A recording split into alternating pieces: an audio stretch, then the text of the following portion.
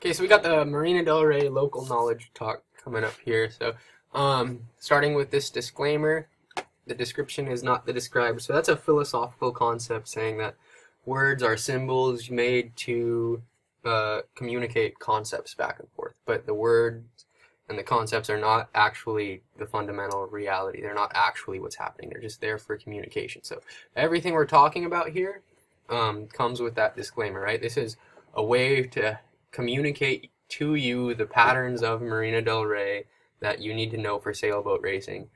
And it's communicating to you a way to think about it, a way to conceptualize it, but you have to understand that there's a potential difference between that conceptualization and the reality of what's going to actually happen. Okay, so that's why it's always important to do your own research and figure things out for yourself. So you take the conceptualizations, you take the advice from you get from people, and you combine that with your own research and the things you've learned for yourself to come up with a good race strategy that you know is going to work. So here's a map view of the venue. Here's Marina Del Rey right here. We're sailing out of here.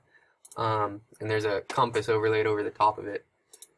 So the typical wind direction in Marina Del Rey, the optimum wind direction for when conditions are perfect, and this talk is going to work backwards from that point, is about 243 degrees, okay? So if you look at it, that's probably almost straight on shore, okay? It's almost 90 degrees to the shoreline, that 243 degree wind direction, okay? So we want to start the talk kind of from optimum wind direction and then the optimum racing conditions in Marina Del Rey, and then we're going to work back to the weird, funky stuff that sometimes happens that we experienced this weekend, okay?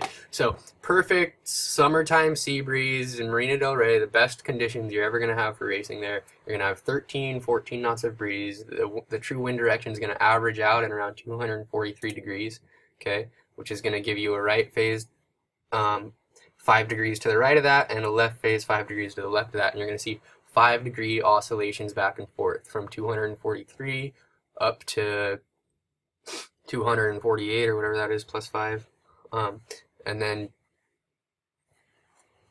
you'll get wind switching to like 238 degrees in the left phase. So there's a local knowledge rule in Marina Del Rey that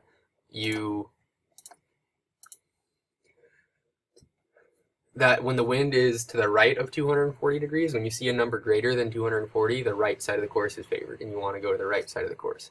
When the wind is to the left of 240, then the left is favored. When you see a smaller number than 240, the left is favored. Okay, obviously that's just a rule, right? So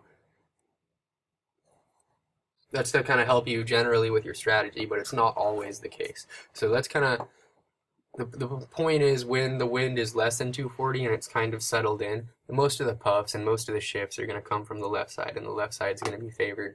You'll have oscillations back and forth, and I'd say probably 60 to 40, the left side's favored. So the right side could still pay in that condition. If the wind is farther right than 240, if you start to see the optimal wind direction of 243, when the perfect wind direction of like 243, 245, when you see that wind direction, the right side of the course is going to be favored probably 60% of the time. Okay, so 40% of the time, the left side will still work. So there's this, it's mainly about tacking on the oscillations and playing the shifts at this venue. When one side of the beat is favored 60% and the other side is kind of 40%, you could go up the 40% side of the beat in that leg and still round the mark in the top 10 if you hit every oscillation, you hit every shift. And you would do that without a lot of risk if you're good at hitting the shifts, because all the good guys will likely be on the other side of the race course. Okay, so we're going to talk about the daily wind pattern in Marina Del Rey. And so we're going to talk about a perfect day, and then you're going to have to figure out what a non-perfect day is and where a non-perfect day fits into this pattern, right? So there's our optimum wind direction. Now that's 1 o'clock in the afternoon to 3 o'clock in the afternoon when you're going to have your best racing, and that's the wind directions coming from 243 and oscillating back and forth from 5 to 5 degrees of each of that number, right, in the right and left phases. That's perfect summertime wind conditions, okay? But what actually happens in the start of the day is you get the light phase wind direction, which is over here. And typically when you're in the light phase, the left side of the course is favored, and you get really strong puffs and really good shifts predominantly coming out of the left side of this range, okay? So that's like 10 o'clock to 12 o'clock to 12:30 kind of phase on the perfect day. So when you see the wind range between these numbers, this is when usually the left side of the course can pay really well, right? So the problem is, obviously, if our optimum is here and our light breeze is here, and we're saying that the left side is favored when it's light, obviously there's going to be some time when we go from this light transition, light breeze, to the optimum wind, okay? And that's going to be a big right shift. So if you're banking on the left paying when that happens, you're going to be out of luck, right? So that's when you have this transition phase, okay? So when you start to see the wind kind of hanging out in this range a little bit more, you'll see the clouds go away, the sun will come out, the sky will clear up, the wind speed will increase. So understanding the correlation between the speed and the direction is also going to help tune you into the oscillations at this venue. So when you get to this, when you see the wind increase, when you see the day start to look more promising, you see the clouds clear, and you see the wind start clocking a little bit more to 240, that's the time to look for this transitional breeze, which is going to be one big right shift. And that actually was what happened on the first race on both Saturday and Sunday at the Harkin, okay? So it looked like I was kind of thinking the left side would be favored, because I was thinking what we had was this light breeze that typically favors the left, because it was coming out of this direction and with really light wind. And then we actually started racing and things kind of started looking better. The wind speed increased a little bit, and what we ended up racing in both for the first races on each day was this transitional period where the right side of the course is actually favored, okay? So it's really important to know when you're in the light wind pattern and when you're in the transitional wind pattern, which is taking you from the light to the optimum. And usually the things to look for are increases in wind speed, clouds burning off, and just all look at together when the things look more promising, when things look better, when things look like the racing conditions are improving. That's when the right side of the course is likely to be favored, okay? So we start light, we hit this transition period, we get one big right shift, and we're in the optimum. And then we're pretty much, if the wind hits 243 and starts to look like that's the average, then for the most part, it's a 50-50, 5-degree oscillations back and forth of that number, okay? If it starts getting light and weird, the left side, the left phase is going to pay more. If we start to get windier, then you have the right side's going to pay more. So this is the windy phase, this dark blue area. So if we start to see the wind clocking to the right of 248, if we start seeing numbers like 250 and we start seeing numbers above 250, that's when the right side of the course is really going to pay. And it'll pay, if it's above 250, it's going to pay 65-70% of the time. Okay, so that's important to note. So a couple interesting thing on this graph is look at how small of the area this windy phase is to the right of the right shift, to the right of the optimum, right? So there's not much space to the right of the optimum wind direction for the windy phase. You don't really see this wind direction. If you see the wind coming out of 270s and 300s, then that's like some weird northerly mountain breeze. That's something totally different, and that's not really the normal wind pattern. But the light phase over here is huge, okay, and that's regular. You'll have huge light lefties in the beginning of the day, but as things settle down, as the wind falls into place and solidifies for the day, you're going to have it oscillating right down this range in the middle. So we've been talking a lot of this has been compass related and number related, and saying 243 wind direction and 250s and 230s, and what does all of that mean, right?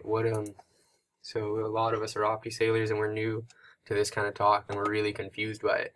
But the problem is in Marina del Rey, it's not an easy shift to pick up. It's not obvious. It's hard to see. It's 5 degrees one way and 5 degrees the other way, and it's a pretty square venue when it's in the optimum conditions and it's just oscillating 5 to 10 degrees back and forth. Now you're very, very likely to miss out on shifts when that happens. Okay, you're likely to easily not notice the shift. So I think it's very important for us to all think about having a compass in our boat. Okay, at that venue, I personally would never sail ever without a compass. I would be so lost on the course without a compass, I wouldn't know what to do. Okay, like, you can be very, very observant and very aware of your surroundings and your relatives to other boats around you and your angles to other boats around you. You can notice when a pack of boats tacks and they're crossing you, and suddenly when they weren't before, in which case you should tack to leeward of them, to leeward in ahead, leading to the next shift. Then you get the next header and the guys on the other side of you are attacking and crossing, you tactically lured ahead of that group, and you're crossing the group that used to be crossing you, right? So that's what you do without a compass. But with a compass, you do the same thing, but you know it for certain, okay? You know the numbers you're at, you know where in the range you are, and that helps make it easier for you to predict where you're going to be next. So it's all about knowing whether you're in a right phase or a left phase, and the way to do this is to take multiple wind checks, and that'll help tune you into the pattern. So without a compass, you can check the starting line over and over and over and over again every 2 minutes, every minute, every 5 minutes, whatever it is, and notice what end of the start line's favored, and keep a mental note of that, or even keep a physical note of it and write it down. Boat end's favored at this time, pin end's favored at this time, boat end's favored at this time, pin end's favored at this time, boat end's favored again, boat end's favored again, now the pin end's favored.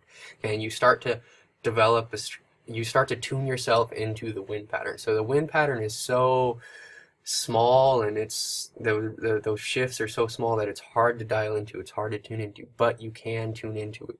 Okay, and when you get tuned into it, it feels good, it feels right, and you hit every shift on the beat and you win races. Now, when you stop paying attention, when you hang out on the coach boat too long, you lose your phase, you fall out of tune with it, and so fast it's not funny. Okay, as soon as you miss one shift, you're out of phase and you're out of it, and you have to work to find the pattern again, and that can take some time.